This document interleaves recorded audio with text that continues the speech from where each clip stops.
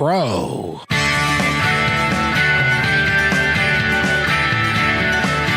Welcome back to Positive Talk Radio.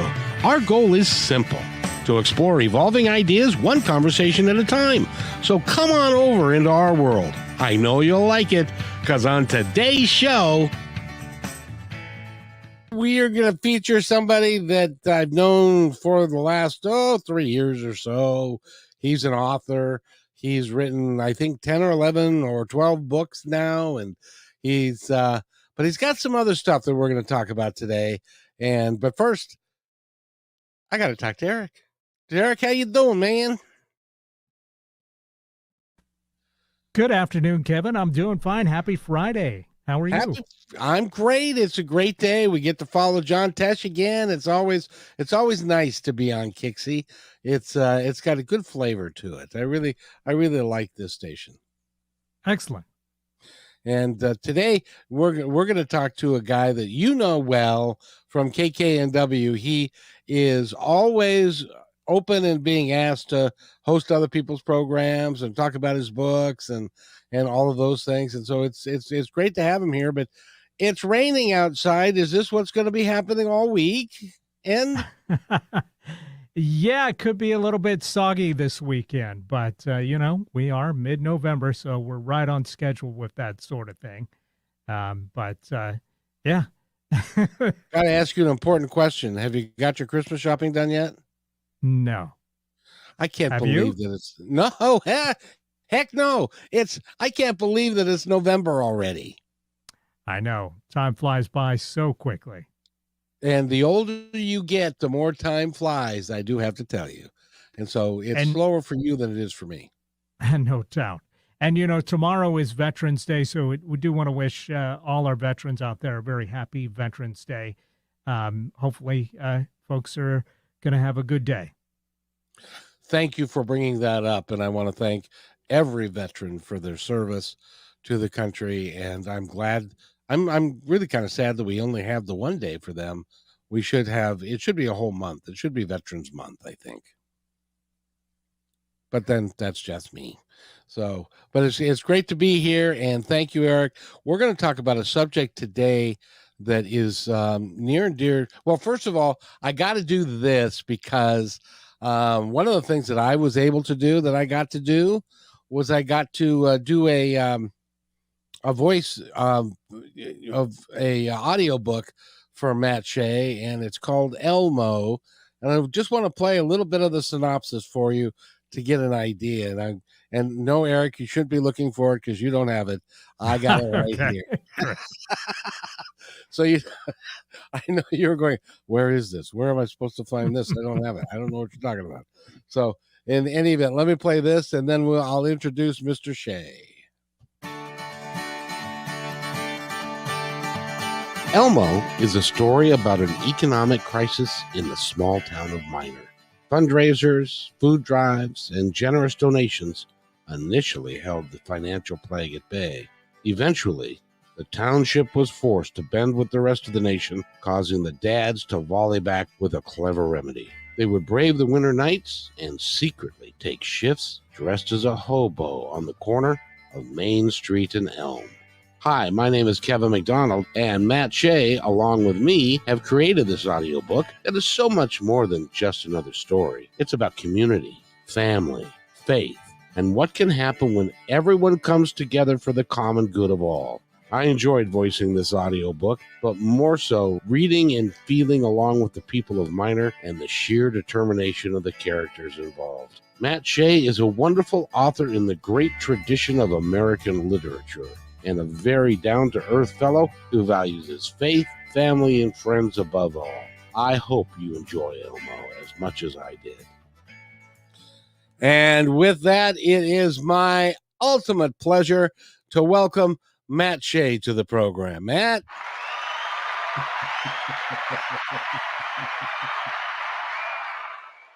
Thank you, Kevin, and I'm so proud that Elmo had your name on it. You were the guy and the only guy to do an audiobook for me. Well, I'll tell you, you are in reading that book and putting it on tape. and every chapter, I was really taken with your style of writing and what it meant. And I just loved how you intertwined that book with the different generations, and generations from being of older folks. And one of my favorite things is that there's a 3 generation baseball family that's at the center of the book. And because I was a baseball kid when I was growing up, it really struck home with me how important that is, especially in small town America, how important it is for there to be kids that are playing ball and contributing to the community. So I love that story. And if you go to my Patreon page, which is Positive Talk Radio, you can download that book. And there's a membership fee of like $10, but there's lots of stuff there for you to enjoy. And Matt also has it on his page, which, Matt, what is the name of that page? Well, if you go to mattsheabooks.net, SHEA, mattsheabooks.net, it's all there. It covers Amazon. It starts off with a free audio book. It gets into interviews. It gets into free stories. It gets into the book that you yourself did for me. And so it's all there. Just go to mattsheabooks.net and then play around with the mouse and you'll find it all. And do have fun playing around with your mouse, by the way. Well, okay. I forgot who I'm doing a show with. Yeah, you did forget. You can't leave an opening like that. I'll take it every time. But the reason that you're here, and the reason I wanted to have you here, is that you and most of the other books that you've written are novels and are fictitious, and they're made up characters. But you are coming out with a book. I believe it's coming out at the end of this month. It's not very long. It's a short book, but it's called Casino Down the Street. And Matt, when is that book coming out? The book is coming out as of last night. And the reason why is initially Amazon, Barnes & Noble, and others were going to have it on the 21st. But my publisher, Bobby from Virtual Bookworm, when I told him I was going to be on KIXI with Kevin McDonald, because he knows you, he's seen our interviews before, he did some magic and he got that available on his website late last night, and it's all ready to go. They're first in line. They've cornered the market. If you go to virtualbookworm.com, virtualbookworm.com, and just on the very top search, write my name, Matt Shea, it will have all of my books there, all 11 of them, including the latest, which is The Casino Down the Street. And this book being a real life book that you've been watching people.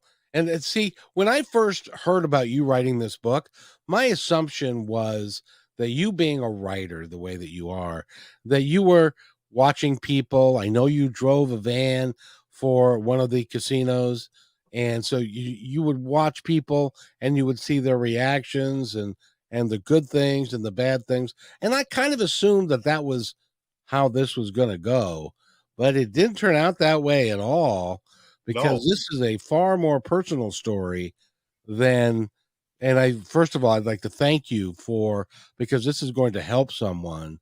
I'd like to thank you for writing this and really putting yourself out there to do this. It came to play that I was a compulsive gambler in the making, to the point, as we mentioned before the show, so I will say it, I lost right around $7,000 playing those machines that would spit out a little bit of money once in a while, because I thought it would keep growing or that I could win back the loss, because initially you are being waltzed. It's cat and mouse, and you're being tantalized that way. So I actually went for therapy. I joined fellowship groups. I'm very strong, and I have yet another cause because I have a full understanding of the gambling.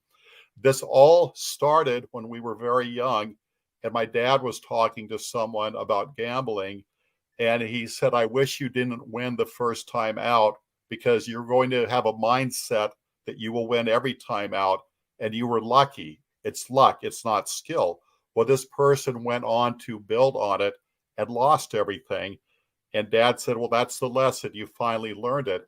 It's considered a curse if you win first time out of casino, because you will naturally misinterpret that.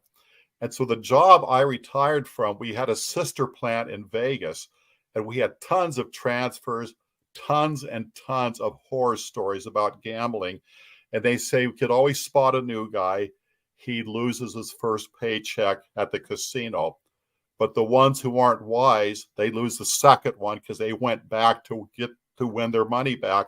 And that's not why the casinos could afford to pay their electric bill and their employees. And so I was very intrigued by this culture, hearing the many stories. I got a job at a casino, and I was just being quiet. Watch, listen, learn, pay attention, don't say anything. And then after that, I stayed with my buddy Carl, who I did a radio show with. Carl's a special guy to me. Among other things, he was a card dealer at 5 different casinos. We were up one night. Hey, Carl, what is your advice about gambling? It took a split second. Oh, don't gamble. Don't. He was just real adamant. And he says, if you do, learn from the kids at the arcade. They know they're not going to win money and know that you're not going to win money in the long run. And so just enjoy the game if you're even going to play it. But never go to a casino to make money. Never do that without ulterior motive. Well, it strikes me because one of the things that, and your game of choice, as it were the one-armed bandits. Yes, the electronic ones. And the reason why is I spent a year and a half doing a case study on the 6 casinos in our general area. And I would be in the parking lot, people watching, window down, being quiet, pretending I wasn't eavesdropping, talking to the security guards, the managers, talking to the guys who were assembling the new machines and putting them in place. Some people at the coffee shops would talk to me about the luck and bad luck they've had recently. And then after a year and a half of combing 6 different casinos, I had to cross the line and get in the saddle. After all, I'm going to be writing about it. I have 3 publications on that now. And I'll tell you, Kevin, before I did that, I went to several of the casinos to see what poison I would gamble with. I watched the people at the blackjack tables because that's supposed to be an easy game and also the best odds of winning. But I was watching people who were drawing quite a crowd, which I did not want to do, especially in a casino. And they knew what they were doing, regardless of how simple it is. And I wouldn't know the first thing. I would set a record losing. I went to other card games. I would watch roulette. They all attracted people. And then we have these slot machines, which are the worst odds of winning. But you're isolated on your own little island all by yourself. Nobody knows you're there. So I wanted to be in hiding because this is an embarrassing moment for me. And I felt like a kid at a supermarket. Remember, if you were good, you might get to ride that plastic horse that goes up and down in front of the grocery store if you were good. They all had it when you and I were growing up. Oh, yes. I felt like a child on one of those little plastic merry-go-rounds in the supermarket because I was well behaved. Didn't want anybody to see me. But I won a little bit that night. I won $84 and some loose change. And so I talked to Renee and I said, I kind of want to go back tomorrow just because the first experience was good. Well, go ahead. Well, I didn't realize I was going deeper and deeper towards that side of the fence. I had an abnormal amount of beginner's luck where the money was saving up, and there was something wrong about it. I kept the money separate from my earnings. I kept it in a container. I kept taking it out, recounting it, and I kept going back to the well. And finally, several months into it, I realized I wanted to get rid of it. And in the book I wrote, I use an analogy. I felt like a child on a camp out who got a jar, poked holes on the lid, and took a butterfly and a frog home. And they don't belong on my dresser. They belong out in the wilderness. I returned the money, stuffed the machine that I kept playing, kept playing it at a high rate that regardless of winning once in a while, finally it inhaled all the money I initially got from it. And I was at peace. I broke even. The little bit of change I had left, I just left it there on the counter and walked out. I was so happy a weight had lifted off of me. The problem is, over a month later, things happened in traffic. There I was in front of that casino. I had a lot of money on me, just had a great time with my daughter. I thought, why not? I went back to the same machine. It seemed to recognize me. It had my name and everything when I hit it. And this time it paid me up front as it did before. And I thought, I think I'm going to try to make a gold mine, a nest egg out of it. Well, $7,000 later, I got 3 publications to show for it. You lost $7,000 in a short period of time. Within a year's time, yes, I did. And it started off with winning. I was up, my gosh, the whole world's hearing this. I was up about $2,000 saved. And so I started experimenting, betting higher, betting lower, this and that, following the advice because it was the blind leading the blind. And I was just naive enough and new enough to think that it was skill. I was cracking a code. Well, a friend at one of my fellowships said, no, Matt, they figured us out. We finally realized we were figured out. We weren't the ones figuring a thing out. Just come in with your paychecks. So I don't blame the casinos. I should have known better. For a while, I thought I was special. Well, and see, everybody, we all think we're special and we're going to do what, where do you think people who, when they go to buy a lottery ticket and they go to the grocery store and they think when they look at the odds are astronomically against you winning anything. By the way, if you play the lotto, God love you, you're paying my taxes. And I'm really happy about that. And it's going to education and stuff. So if you want to do that, that's fine. But don't plan on winning because the chances of you winning are nil. And of course, the response you'll get is, well, somebody wins. Well, that somebody's probably not ever going to be you. But there's some people who get lucky. It's the famous Wayne Gretzky quote, you miss every shot you don't take. And my former father-in-law, I love the man dearly, such an intelligent man. He said, you can't win these things unless you at least try. And so you get all walks of life. You get pillars of society that kind of tip the scales on that side where you justify rolling the dice, so to say. Exactly. And by the way, I want to let you know that when you were talking about playing 21 or blackjack, the guys at the table were very glad. If you didn't know what you were doing, they were very happy that you did not sit down at that table. You know why? Because what happens is the cards are in a certain sequence and they're coming out of the dealer's hand or dealer's the machine they use in a certain sequence. Well, if you don't know what you're doing and you take a card when you statistically should not take that card, that means the guy behind you doesn't get the card that he was going to get, and that could have been a winning card. And so they get very upset with you if you don't know the rules of the game and you're not able to play it efficiently. Because as an example, if you hit on 18 or hit on 19 and hoping that you're going to get a 2 or a 3, the odds of you getting a 2 or a 3 are astronomical against you. And so if you get a king and the guy right next to you wanted that king, he's going to get mad at you because it costs him money. So if you're going to play those games, you got to know what you're doing. But I saw a classic Gomer Pyle episode where he was brought into an illegal card game. Well, what are you doing here? You know, you're from the Ozarks. And it didn't make any sense. He goes, I just got to trade. He goes, what? You can't, because the guy at the table knew what hand he had, and he ruined it for everybody. And then here comes the Vice Squad. They all got arrested, and Gomer got praise. You know, as if he was undercover, which he wasn't. He was just backwoods, and like myself, a fish out of water. Yeah, and so that's, and I learned that from my father because my father was a gambler. He loved to gamble. He never got out of control with it because my mom put him on an allowance. of how much he could spend, because they understood, and they'd been through the wars when they were young and all that. But gambling can be an insidious thing, and Oh, yes.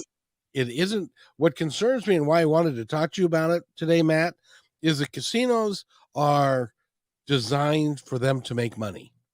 Yes, They're they're a marketed business. they're marketed to make money. It's like the slot machines that you used. You got a card, and so when you put the card into the slot machine, they knew who you were. They knew how much money you had lost or won, and they could set you up that way, so that they could keep you kind of close, and then they can drop you for the big one. Is that what you found? Yes. Casinos have an argument. It's called a random numbers generator, referred to as an RNG. It's an algorithm. And what it does is it assures that every time you do a spin, it's at random. It has nothing to do with the one before or the one next. But for some reason, you have some machines that keep hitting. People line up, and other ones, they're a dead fish. You don't do anything. And then I had a maintenance man come up to me. Hey, Matt, you can keep a secret, right? Yeah. We just installed a machine, and whenever we do that, they win an awful lot for the first 2 days to get popular overnight. So why don't you sit down and put some, that type of thing.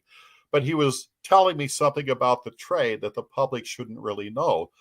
I've known of people playing those games and nothing happened. So they went to a casino across town, much better. And people claim, well, there's a switch to high frequency, low, better odds. I don't know of such a thing. Remember in grade school, they said they had a spanking machine in the principal's office. But, if I put the fear of God, you're young enough. You hear these stories, you don't know if they're true or not. But according to my findings, and again, I spent roughly 3 years altogether doing my research for the 3 publications, a maximum of 13% per casino will leave that day with some profit margin. And it might be a few dollars, maybe you got a couple thousand, whatever, but 13%, well, the other 87%, you and I probably know them by name. Yeah, yeah. Well, and that's the other thing, is that you ended up going there like every day for Well, a period of time. yes, I was taking notes, I was rotating casinos, and then all of a sudden it's how does it go? You don't fix what works. When I had gone 8 times in a row, and now my little plastic container has several $100s in it, well, I'm going to keep going. Don't fix what works. And then when something went south on me, somebody said, well, why don't you put a little more in and bet higher than the next win? Well, I was cursed because it worked. But that person was just as much of an idiot as I was. We didn't have it figured out. It was just pulsating the way it does, whether it's at random or it's very sophisticated waltzing, you playing cat and mouse. But I don't know of anybody who has done spectacular playing slot machines. I was told many times there's no such thing as a quote unquote slot machine player. And in fact, seniors, there's a lot of Norman Rockwell humor about it. And I hope I get away with this. We're on KIXI. But people have said, well, a slot machine is crack cocaine for the senior. They keep coming back more and more. And the irony is they are doing something legal. They're not breaking the law. They're surrounded by security, a plush atmosphere, the music and everything. It'd be different if they're in a back alley past 1 a.m. Well, and the interesting thing is that they tailor it towards the older folks who have got more time, maybe on a fixed income, hoping to make a little bit of money. The food is cheap. They can go there and have a decent meal, and then they can play. And some people are very lonely. Yes. They don't have a group of people that they're around, and so this becomes like their family. The waitress that brings them the cocktails, or the other players that are there and stuff, and it becomes a social activity that can be very expensive. My first day of orientation, it was explained to us that we are there to take the money from our customers, and then we want them coming back. want them to think it was a great time and all the better luck and keep doing it. And they said, these seniors you see every day, they're also here when you have a day off. And why don't you swing by during Christmas or Thanksgiving? They are still here. Because in some cases, they have nowhere else to go. Yes. And something casinos are known to do is to synchronize when they set out their ads of 2 for 1, the meal, this and that, right around the time the Social Security checks are delivered. Casinos don't go every day to the same rest homes. It evolves around when those Social Security checks are coming in. There's a sense of timing to it. Of course, because they're interested in making money. And if you think that going to a casino that you're going to win, look around when you're in the building, look at the food prices, and you will see that somebody has to fund all that. And by the way, it's you, if you are spending money there. I've been to Las Vegas twice, road trips, to see the ghost towns and the museums. And I didn't gamble because I wasn't into it. This was strictly research. And then the addiction was, I just want to win my money back. You know, that's what they're all saying at that point. But I was in one hotel and the gal at the desk said, this town's built on losers. All of this construction, all of the facelifts of the old casinos, it came for the people who lost everything in those casinos. And then I was in one and I was watching a son talk to his mom. Well, you did it again, Mom. You just gambled away the Social Security check. But I was having fun, Mom. Loneliness and fun are two different things. We have answers here. And I just thank God she had a strong son there for her. I wish they all did. By the way, we're talking with Matt Shea. He's written the book, The Casino Down the Street. And in his cases, the 6 casinos down the street. And he spent a great deal of time in them. And as it turns out, he spent a great deal of money. One of the things that I do not gamble, because I don't call it gambling, I call it giving. Because I always end up giving, and I would rather, if I make $30 an hour, I would rather do something else with it rather than put it down a rabbit hole and just lose it. But that's just me. We need to take a break, Matt. When we come back, we're going to talk about how you were able to stop, get out of it, and some other ways that some folks can do it, can get out of it, and some places they can go and some people that can help them, because this, at times, if it's bad enough, it can take somebody's house. It can take all of their savings, and it can be really insidious. So we're talking with Matt Shea. I'm glad you did this, Matt. You're a man, you've got a heart of gold, and I'm glad that you're getting this out there. I don't hear it talked about all that much, but it's important. You're listening to Positive Talk Radio right here on KIXI. Thank you to our dedicated fans. We are updating our live on-air schedule to make it super easy for you to hang out with us 5 days a week, Monday through Friday at 3 p.m. Pacific Standard Time. We broadcast on YouTube, Facebook, and live on Fridays with KIXI 8:80 a.m. Seattle Live. You can find our library to binge all the podcast platforms. We can't wait to see you at 3 p.m. Monday through Friday, starting September 4th, Labor Day 2023. Hello, everybody.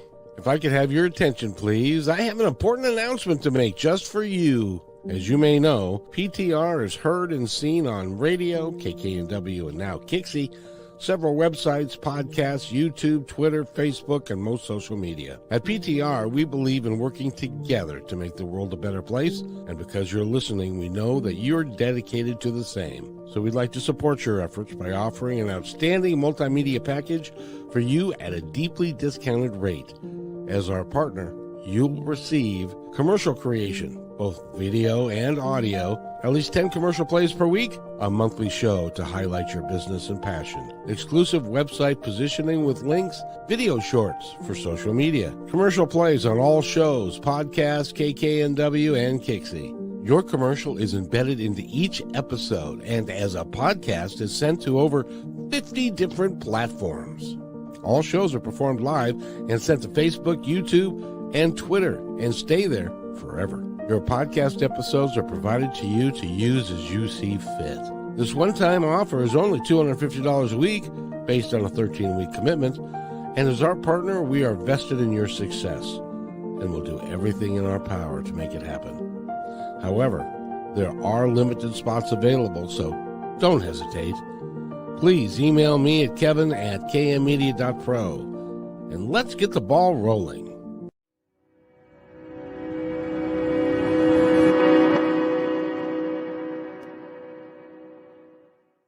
When you want to say more than words communicate, you can with flowers. Your custom boutique floral studio in Bothell, Washington is anaturaldesign.com, connecting you to nature through the language of flowers. Where your people are is where our flowers are beautiful. Your success is our goal. anaturaldesign.com at your fingertips today.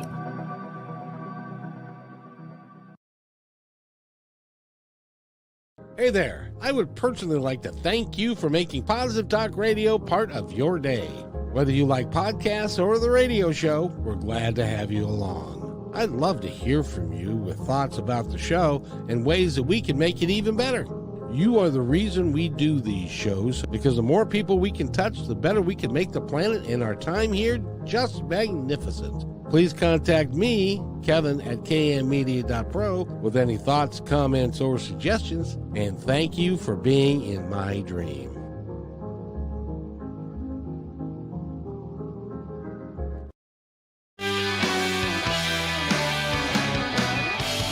And welcome back to Positive Talk Radio. My name is Kevin McDonald, and we have a special guest today. His name is Matt Shea. He's an author of 11 books. I don't know, soon to be 35. He's a wonderful human being. He has done things like, I don't know how many of you have done this, but he lives in a 55 plus community. And there are days when he would take canned goods and distribute them to folks who were on a fixed income and did not have as much as he did. He's opened his home and let people who could no longer afford where they were living to live there with him, and he even let them have the big bedroom. He has done some remarkable things. When I was hurt and had to have surgery, he was right there to take me to and from the surgery and the subsequent doctor's appointment. He really is a man who's got a heart of gold. Go to his website, look at the stuff that he's done, and buy a book or two. Trust me, you'll be glad that you did. And Matt, what's your website again? It is mattsheabooks.net. And again, we have Kevin McDonald narrating arguably my favorite book. You did a beautiful job in that audio book on Elmo.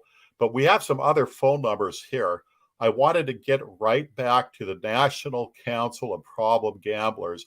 They have a 24-hour confidential helpline, 1-800-GAMBLER, and also 1-800-GAMBLER.org, because from there you're going to branch out to all sorts of help, friends, therapy, fellowships. I belong to a few fellowships, made some friends for life. And the most wonderful thing about it, Kevin, this all started off innocent. Casinos are legal. Playing those games are legal. And many people in casinos do not have a problem. But there were people like me where you just add a little bit of water and get that sunlight and you're going to have that type of growth. The casinos aren't necessarily a bad guy. They're a legitimate business. I loved working at one. But when gambling gets the better of you, such as alcohol and other things, you have choices to make, and you've got places to reach out. There is help waiting. One more time, 1-800-GAMBLER, 1-800-GAMBLER.org, and it'll just open up a whole new world of help for you. And if you forget those numbers but still want to seek help on a myriad of issues, there's another number that I'd like you to remember, and it's really simple. It's 988.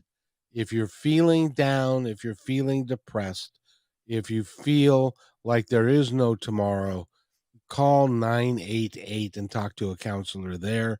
If you are military, call 988 and dial 1, and that will take you to the military hotline. And there will be people there who can help you get over whatever it is that's going on with you. But if you specifically have a gambling issue, Matt, let's do the numbers one more time. Yes, Kevin. We have 1-800-GAMBLER and also 1-800-GAMBLER.org.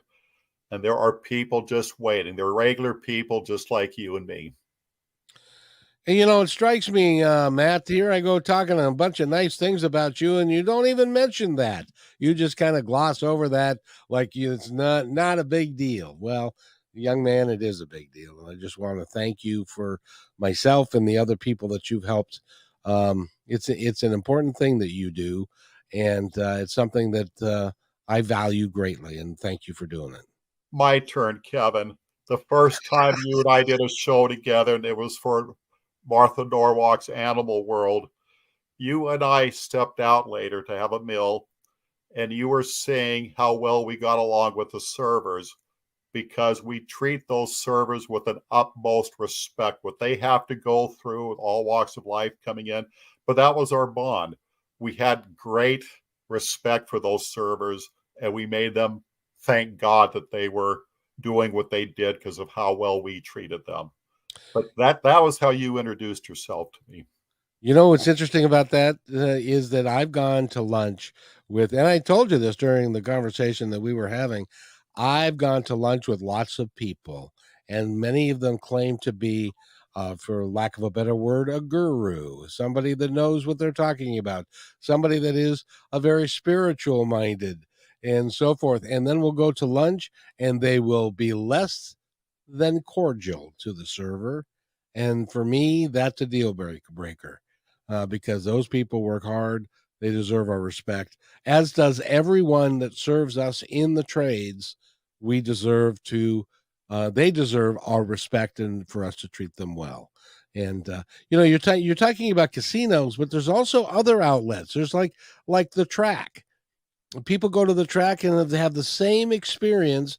Oh, and there's something else I wanted to bring up, but the track is a big deal. I had a friend who used to say the way that he would measure to see if a horse was going to be successful. If they go around the track one time and they walk and they parade the horses. He says, if one of the horses takes a poop on the track, that's the one I'm gonna vote for because they're lighter and they feel better. That was his entire method of voting at the betting at the track. Did you ever do that?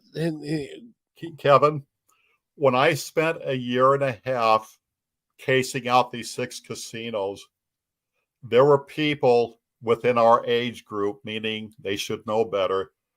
They would bring their good luck charms and set them on the machines accordingly, certain positions. They would do chants, they would do prayer. Some people would dress up like they're a high priest or a guru. They would do sacraments, getting ready. Some would have intense arguments or trying to be rational with this inanimate object programmed to make them spend too much time sitting in front of it and putting more money in while it's taking your money in a variety of different ways. A lot of people were sensations, and including myself. There was a time when I thought, whenever I parked in this one parking stall, that's lady luck. That's God giving me a beam from the heavens that when that's open, take it. Your sea is parted. You're going to make it through. And so for a few times that parking stall did that. That's what made me think that way, to the point where there were times where the stall was taken. I stayed in the parking lot. Eventually, the owner got in his car, moved. Now I took it. But the day came where that theory went out the window. I guess it's not the parking stall after all. There were times of day and night where I thought, this is when the fish are biting. It's here.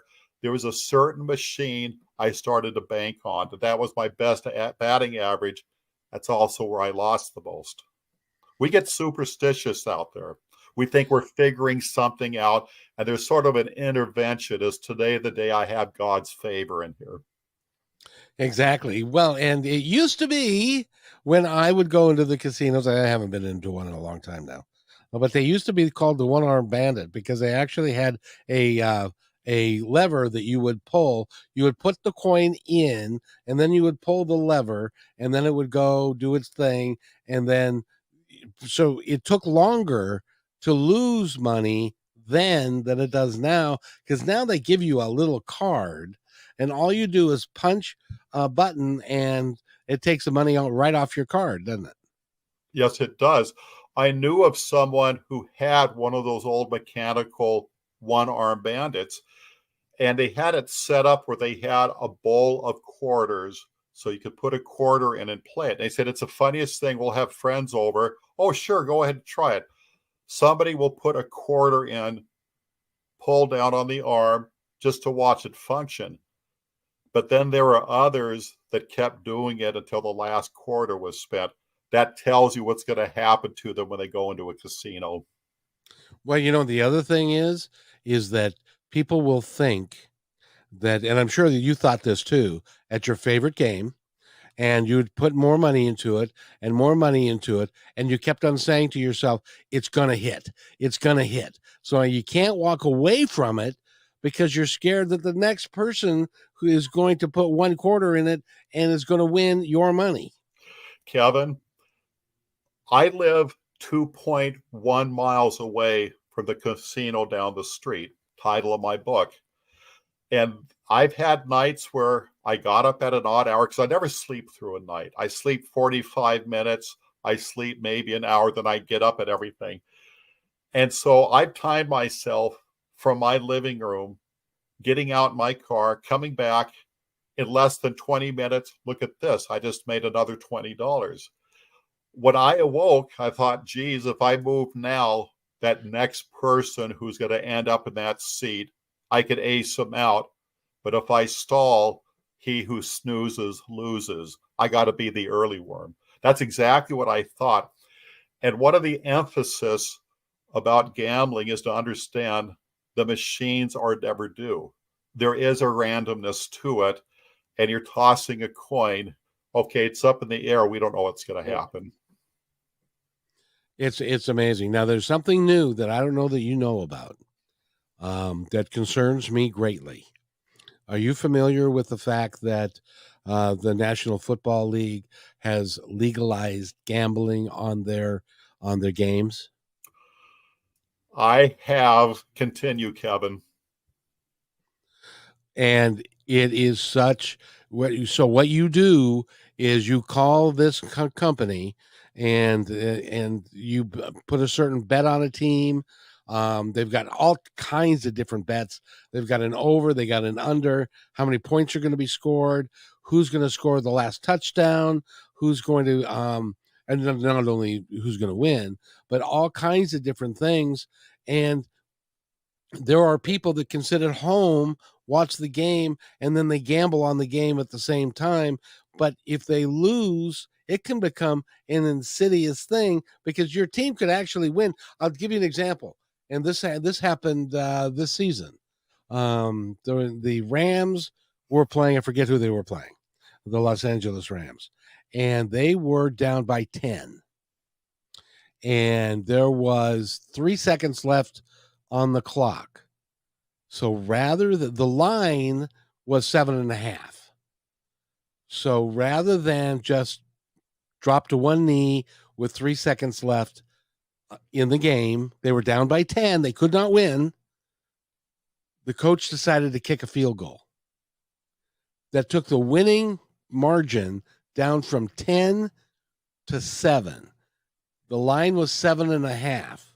So a lot of people lost money because he did that. Now he swears that he had no idea what the line was, but I've been watching football for 60 years. I've never seen anyone kick a field goal with 3 seconds left in the game, and the field goal would not matter, that they were going to lose anyway. So it's all about the money. Yes, it's the liquor cabinet at home that's no longer locked, and mysteriously it keeps replenishing itself. Because once you get home, between your cell phone, the computer, and the television set, gambling is continuously. It's right there on your lap. It's in your bedroom. And you can do it, and you can end up losing a tremendous amount of money from the comfort of your living room, sitting in front of your TV or computer. Go I'm ahead. going to share something with you, and this is very depressing. It's scary, but I'm just going to say it. For my studying and the fellowships and the stuff I've read about and the people I visited with that were in the know, by leaps and bounds, gamblers hold the highest suicide rate. Las Vegas consistently is the highest suicide rate in the nation. And that is because people get into the throes of the game, if you will. And this is exactly what happened to you. You were up a couple of grand. You were playing with their money. And so it was easy. It was fun. It didn't cost you anything. You'd already won it. It was their money. Exactly. And then then I it just became wanted to win back what I lost, and we'll call it even. Thank you for the ride. But no, that's not why we build these places. But we like you here. Bring your friends in. Exactly. So what you did is when you started losing and you were playing with your money, now it mattered. Now it meant more. And so when you were playing with your money, you wanted to get, rightfully so, you wanted to get your money back.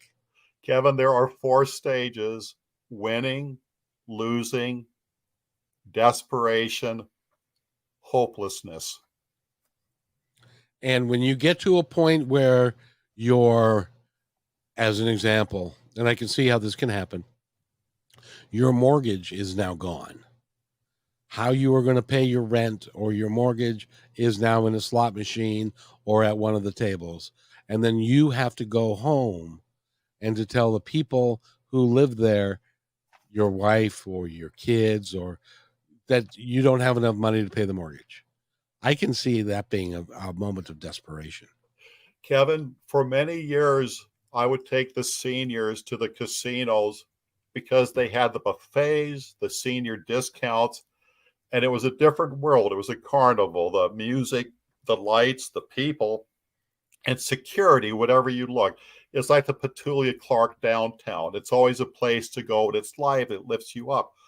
But we were not there for gambling. It wasn't until I did it for research, experimenting on myself, so to say, that I got into this trouble, because I always knew it was there for that reason and only that reason.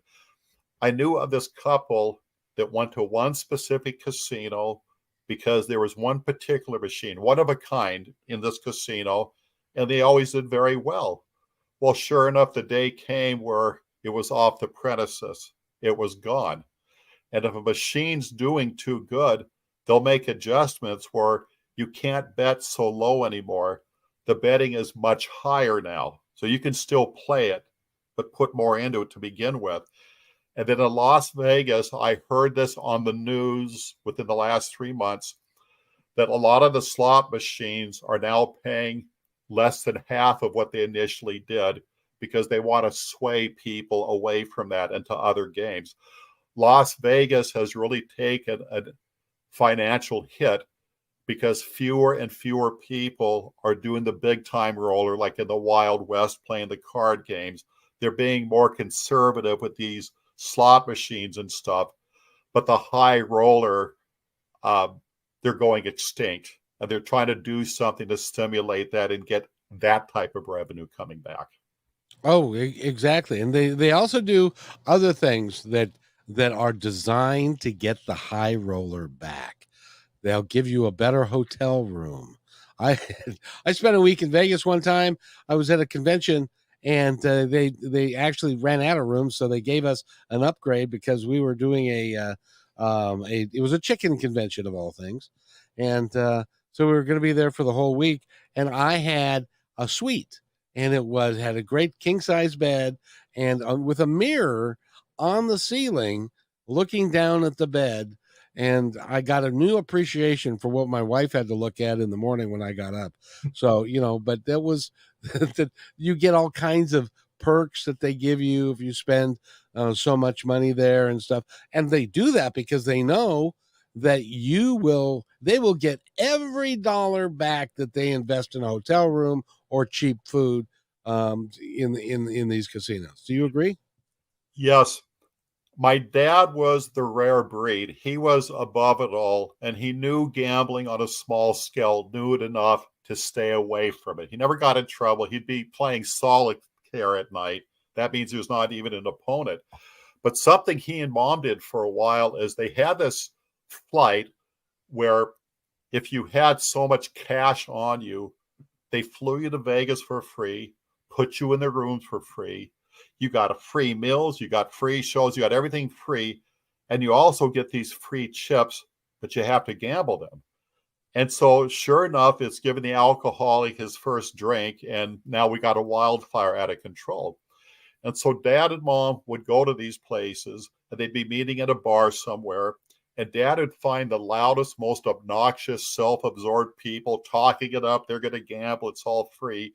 And dad would play dumb and ask them for advice, and they would tell him how to win money. Okay, when mom and dad were in Vegas, within 5 or 10 minutes, their free chips were gone and they're done. They're not gamblers. They went to see the shows. They walked the boardwalk. They went to museums. They had a wonderful time. But dad remembered the guy he met in the bar that sat next to him flying down, and he would deliberately sit next to that guy flying back, watching how quiet and dejected he was. Nature took its course. Oh yeah. Now I'm really glad to see that our liquor laws in Washington State don't allow a casino to give away free liquor. But if you go down to Vegas, and as long as you're sitting at a table, they'll keep that glass full for you until a good friend of mine who was an alcoholic and was trying not to drink, and they kept putting alcohol in front of him. The last time I saw him was staggering off to the elevator to try and make it to his room because they overfed him.